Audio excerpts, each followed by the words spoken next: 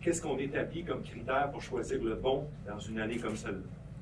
Je pense que c'est vraiment d'évaluer les joueurs. Dans le fond, qu'est-ce qu'on fait, c'est de prédire le futur d'un joueur. Où est-ce qu'il est présentement, où il pourrait se rendre comme joueur dans la Ligue nationale. Puis c'est vraiment là où nos évaluations font. C'est pas de déterminer qui est le meilleur joueur de 18 ans, c'est qui pourrait être le meilleur joueur de 22, 23, 24 ans, qui pourra nous aider se rendre sur le chemin où il nous aide à avoir une équipe capable de gagner d'année à l'année. Vincent, corrige-moi si je me trompe, mais je pense que tu as rencontré quelques prospects, dont Shane Wright. Est-ce que c'est oui. le cas? Peux-tu nous donner peut-être un feeling de la rencontre que tu as eue avec Wright, ou si tu en as rencontré d'autres? Est-ce qu'il y a des gars qui t'ont impressionné dans les rencontres que tu as eu à faire? Oui, mais j'ai parlé avec Shane par téléphone. C'était plus un peu pour savoir, parce qu'on était pas mal dans la même situation. Puis même lui, je dirais que ça fait 3 ans que son statut de, tu sais, qui parle de numéro 1 pour lui. Fait que c'était plus de comprendre un peu comment il a géré ça cette année. Dans le fond, j'ai commencé la conversation par dire comment moi je me suis senti quand j'étais, je dirais, la dernière saison à Rimouski. Je trouvais ça difficile, que c'était beaucoup de pression. Tout le monde te disait à tous les jours, tu vas-tu être numéro 1, tu vas-tu être numéro 1. Fait que c'est plus de comprendre le jeune homme, dans le fond, de comment il a géré ça cette année. Puis, évidemment, aussi, parler un peu de sa game, un peu une belle discussion. Disons que j'ai appris beaucoup sur lui, puis c'est une bonne personne, puis qui évidemment, qui a des hauts standards. Alors, ouais, vraiment une belle discussion avec lui. Il a bien géré ça, selon toi? Oui. Mais écoute, c'est pas, comme moi j'ai dit, c'était pas facile. T'as de la pression tous les soirs, puis tu sais, des fois, t'as 17 ans, t'as pas 25 ans, t'as pas 30 ans avec 10 ans d'expérience dans la Ligue nationale, t'as 17 ans, moi je me rappelle ma dernière saison, c'est beaucoup de haut et de bas, mentalement, parce que c'est toujours... T'sais, tout le monde t'en parle, tu peux pas t'en sortir. Puis, écoute, ça a bien été, je l'ai bien géré, puis je pense que lui aussi a fait la même affaire. Pas de décision de prix. Si le repêchage était ce soir, on repêche. Parfait. Puis, est-ce que ta décision est prise sur qui tu repêches? Non. Pas encore. Pas encore. Qu'est-ce qui fait que vous hésitez encore à 3 jours du repêchage? Je dirais pas que c'est une question d'hésitation, c'est une question d'être sûr qu'on fait tous nos devoirs, puis on veut aussi permettre à tous nos dépisteurs qu'on commence à rencontrer ce soir d'avoir une voix.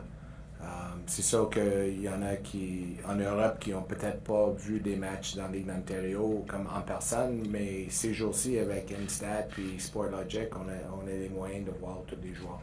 Vous débattez entre combien de joueurs pour le premier rang? 1, 2 ou 3? 3. 3? Ouais. Les 3 attaquants. C'est bon. Je suis conscient que ça ne sera pas la décision la plus populaire pour les partisans. Puis comme j'ai répondu à François, dans le moment, si le repêchage était ce soir, on va repêcher un joueur. Mais en même temps, je pense que ma responsabilité, c'est de travailler en fonction de le bien des Canadiens de Montréal dans le futur. Alors, on va sûrement toujours regarder les options pour améliorer l'équipe. Okay. Romy retourne à l'Amérique du Nord cette semaine. Puis on est en communication avec lui, puis tout est en contrôle. Okay. Est-ce que c'est la même chose avec la donneur? Oui. J'imagine que je ne sais pas si je vais être nerveux ou excité rendu sur la journée du repêchage au Centre Bell, mais honnêtement, je peux vous dire que je sens pas vraiment une pression. La pression, c'est à chaque jour d'essayer de faire le meilleur que je peux. Puis j'ai toujours... souvent les décisions sont prises avec d'autres directeurs généraux, puis toutes les informations ne sont pas connues. Alors, moi, j'ai toujours mis plus d'importance d'évaluer les décisions que je prends internally, au lieu d'être influencé par qu'est-ce que les autres pensent de mes décisions ou de moi. Et tantôt, tu as abordé le sujet sans en parler. Finalement, aujourd'hui, est-ce qu'on est plus éclairé sur Carey Price? Non. C'est ça que je pensais. Je vais l'annoncer. C'est sûr que dès qu'on a des bonnes nouvelles sur Carey Price d'une manière ou l'autre, on va avoir une conférence de presse juste sur Carey Price. Je pense que les chances sont plus fortes qu'on avancera avec notre deuxième choix qu'on échangera notre premier choix overall. Ben écoute, je vais te dire, quand je commence à regarder un joueur, je regarde toujours au moins 5 matchs avant que je lève mon crayon, puis je commence à dire un peu, parler de ses forces et ses faiblesses. Écoute, c'est sûr, quand je regarde la manière que le gars il patine ou les petites décisions qu'il prend sur la glace, je suis capable de le voir assez vite. Mais c'est donner la chance parce qu'il y en a d'autres que tu commences à regarder, puis peut-être au début, c'est peut-être moins bon, mais comment je peux dire ça, il grandit à tous les matchs, on dit OK, ouais, fait un beau petit jeu ici, ou les décisions qu'il prend, surtout, la détermination, comme Ken parlait tantôt, il y a beaucoup de choses qu'il faut que tu regardes. Mais puis une autre affaire, c'est quand il joue dans des différentes ligues, tu sais, de voir un gars de 17 ans jouer contre des gars de 25 ans, puis qui joue juste 10 minutes par match, ou tu comprends-tu, il y a beaucoup de choses qui rentrent dans la décision de comment je vais l'évaluer. Mais c'est le fun, j'adore ça, puis écoute, c'est une passion pour moi, puis c'est ça, j'essaie de mon mieux pour aider l'équipe, là.